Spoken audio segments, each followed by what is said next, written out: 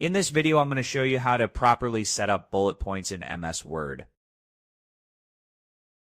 Now, this should be a quick and easy process video, so without further ado, let's go ahead and jump straight into it.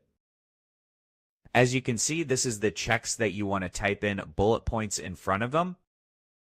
Just hit Alt plus O plus N. As you can see, this will pop up for you. You can choose from here the bullet points that you want, the style, click on OK. And from here, as you can see, if you want to edit the bullet points, all you need to do is to go ahead to the Home tab that's located at the top left. So go ahead, click on Home, then go to this button right there. You can enable and disable bullet points. You can change here the distance.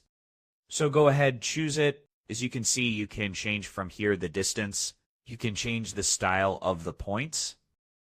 And you can also customize it back again to the distance you was in. And another thing also that you can do, if you have text and just like this under the text, and you want it to be aligned, just select it, then hit Control-Shift-G, and it will be like this. So this was an easy and quick process video.